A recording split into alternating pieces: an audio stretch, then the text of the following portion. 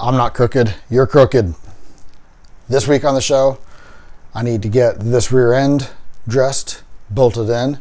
I need to get this rear end back here completely undressed. I don't know, I need to take the parts off of it and get them on this other one. I've got some new parts to show off and some used parts. I think that's all that we're getting done this evening. If I get that rear end in, I might try and get some stuff done on the interior also. I'm really hoping to drag this thing to Columbus in a few weeks. I believe this is my last weekend that I get time to play with it. This is my last chance to get solid amounts of time, and it's also Father's Day, so I don't know how much of that time I'm going to get. Today is the 18th, Friday, so I got 18, 19, 20 of this weekend. Next week, I'm going to be working. I'm probably working a bunch of hours. The first weekend in July, we're going to be camping in Indiana, and then the meet is 9, 10, and 11 the following weekend. I'm screwed. The front end's not going to get swapped out. I already know that. The rear end hopefully will, and I'll be rolling on 16s and 13s. Just to add some goofiness to it. That might look crazy, it might just look crazy. Stay tuned and see what happens.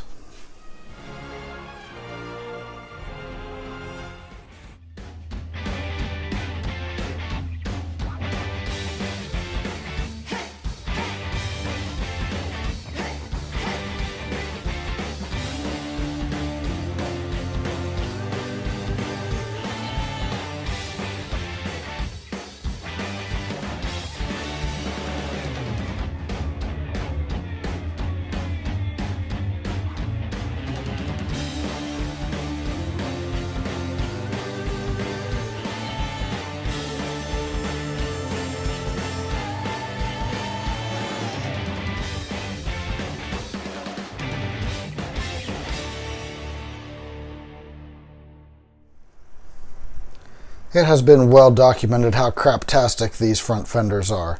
Not only do they have surface rust, but the bottoms, they're actually starting to rot a little bit. I'm not going to bother zooming in on that because I don't feel like getting on my hands and knees.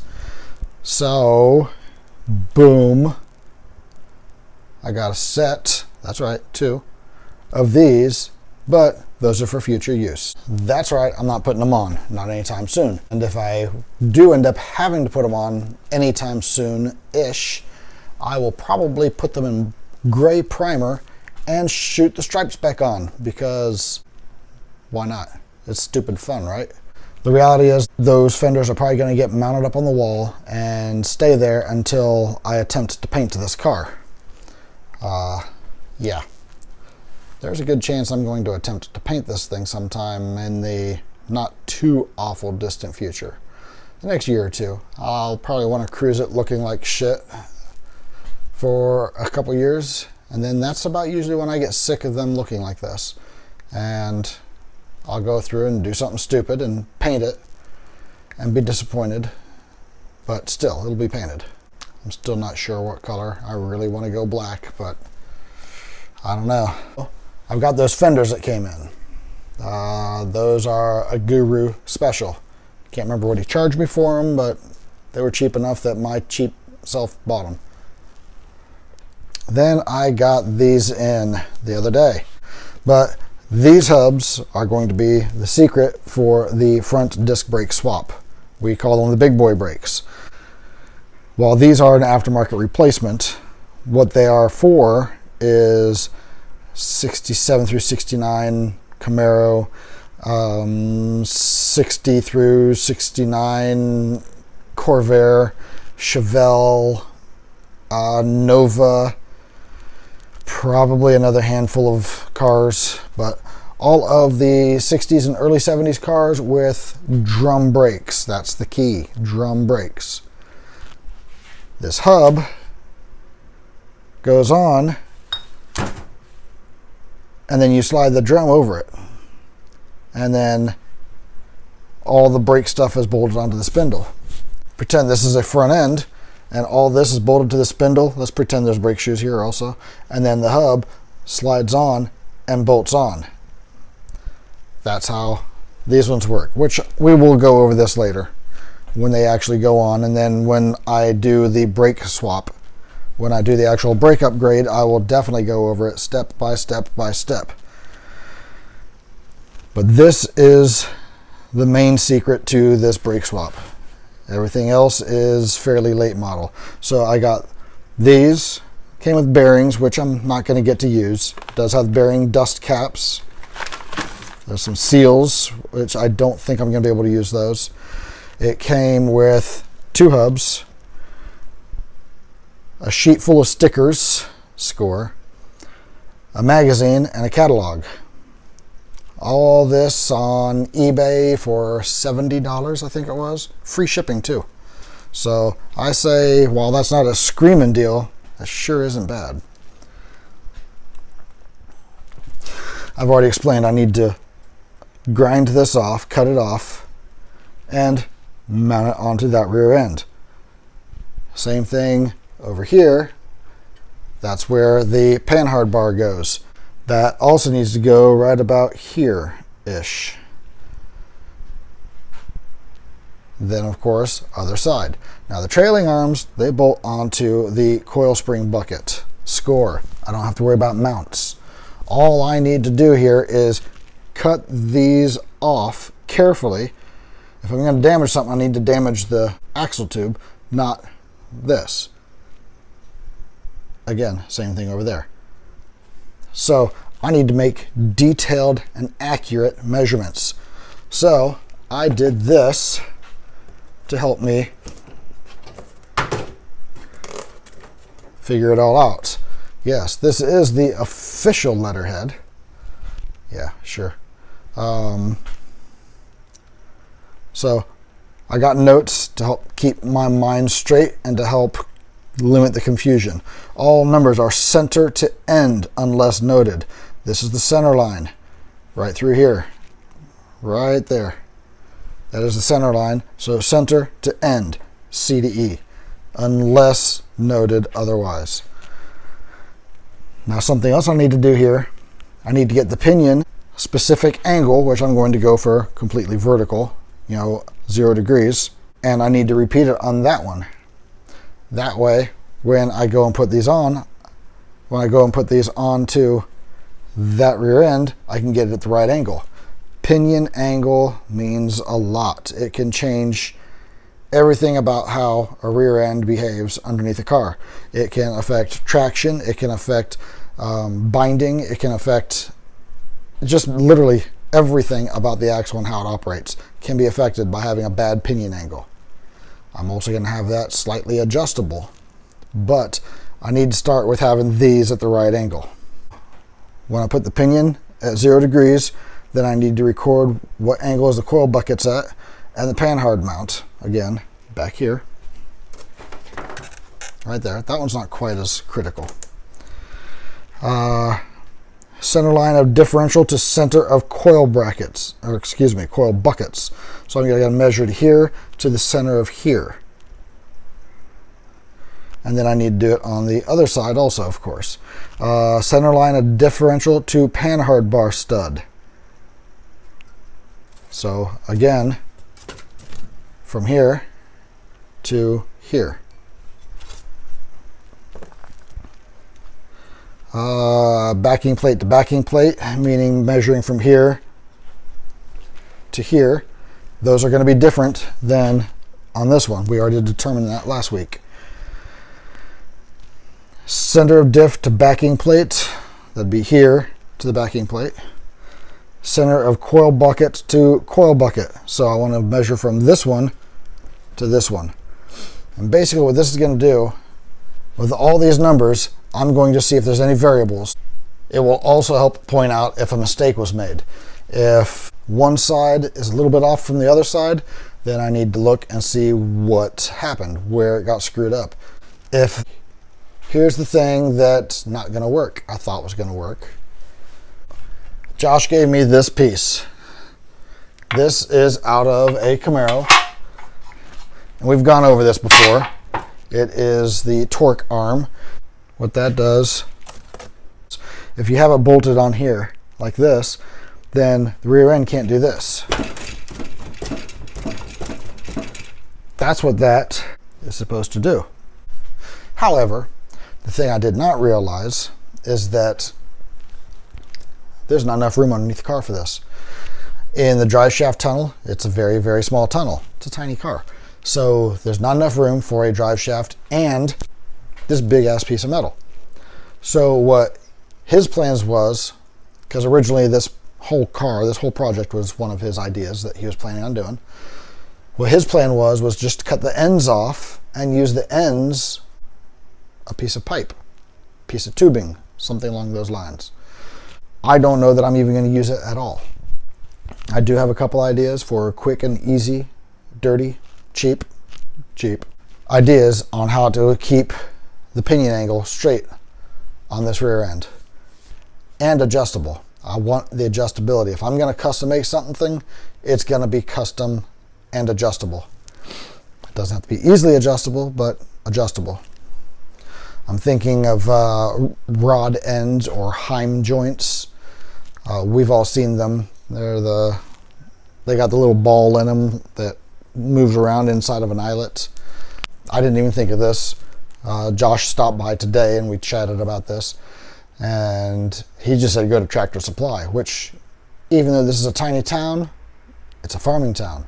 We have Tractor Supply just down the street. That will probably be my source for low-cost heim joints. So first I'm going to take some seriously detailed measurements, and then I'm going to start cutting stuff up.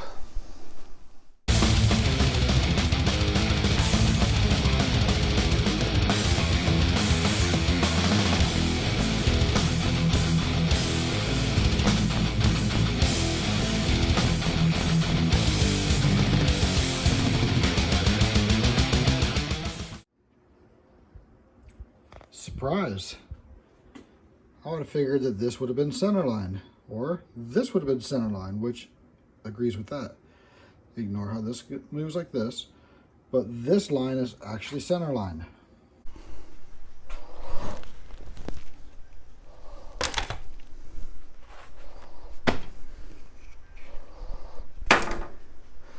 So you'll see we got a panhard bar mount. We have a, which one is this? Passenger side spring bucket.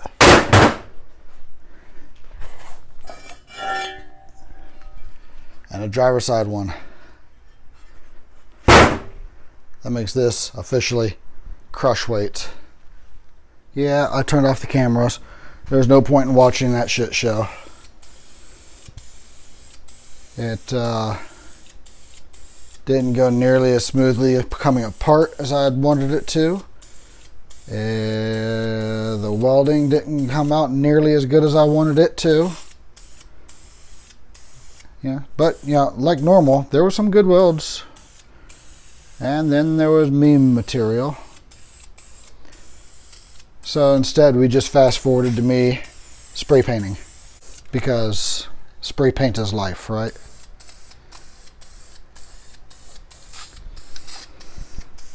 I'm really disappointed in myself altogether on this rear end because I was really wanting to sand everything down, make it all nice and smooth and pretty, coat it with some POR. But instead, here I am painting over grease. And who knows what else. But at least I'm painting over this red paint because whoever the hell did that needs shot. It looks better at least, right? I mean, better.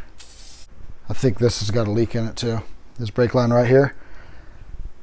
Not sure how that happened, but who knows. It seemed like really, really damp right in here. That's all right. Plus, I planned on popping this cover off. I need to stop painting right here because I'm going to pop this cover off and drain the oil out. I've got some of the synthetic 75-140, I think it is. Got a couple bottles of that. This is ready to go underneath the car. I could wait for this paint to dry. or I could just send it.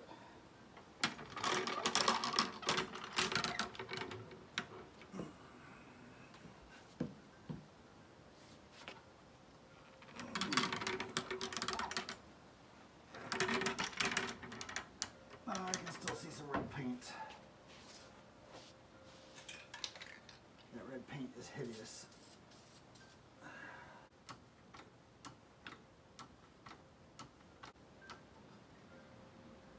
Don't fall. Don't fall.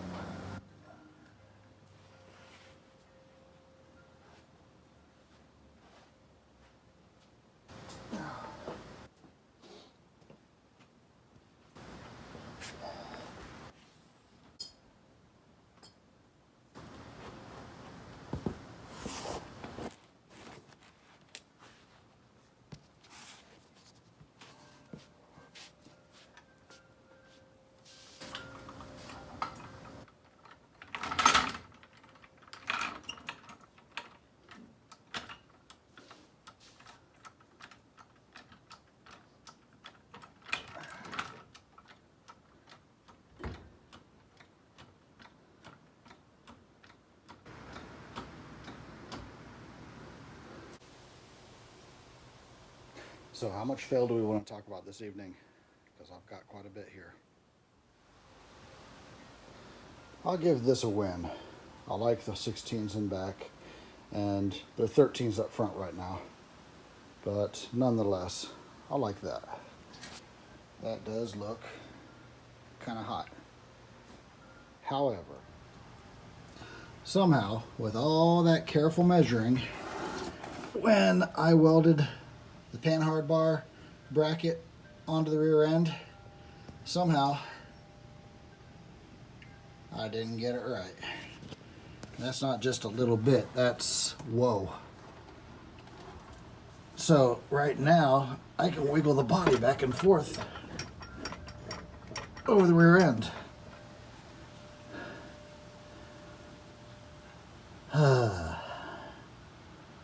I've got a fix. It's going to make it better, but it's going to make it later.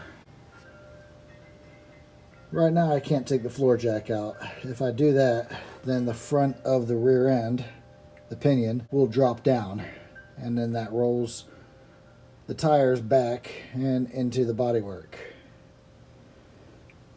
So I need to come up with my solution to keep the front end from rolling, which I think I've got the idea. And then I need to come up with the solution for this, which again, I've got an idea. Both of these will be adjustable and tunable, which will be nice, especially if I ever end up taking this thing to the track. So right now, I can't even roll this thing out on a bet because that fender well is sitting on the tire. I can push it off a little bit, but I can't even roll this thing on a bet.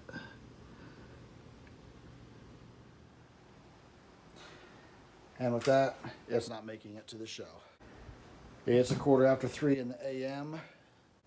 I don't think even if I was to bust ass, I don't even think I'd be able to get it all ready in a day and a half. So I'm officially throwing in the towel. Tim, you win. It'll definitely make it to next year's. Driving next year?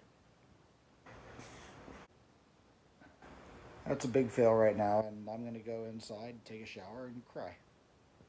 So, till next time. Yeah. Before we get too carried away on crying in the shower, I do want to point out that I am probably going to be raising the back of this car up a little bit. It will not be this low. If there's still clearance issues on the corners, so what I may end up doing is trimming a little bit off here. And if I need to trim some of this off up here also, I can do that. And then get plastic fender flares that come out like this. And then that will tuck the wheel in, the tire in a little bit better. It's a thought. I'm not sure if I'm crazy about it. I saw one on one of the pages and it looked amazing. But then I saw another one and it looked like ass. So I need to figure out what makes it look good and what makes it look bad. Just like they always say, like, subscribe, share with your friends, smash that bell icon, and we'll see you next time.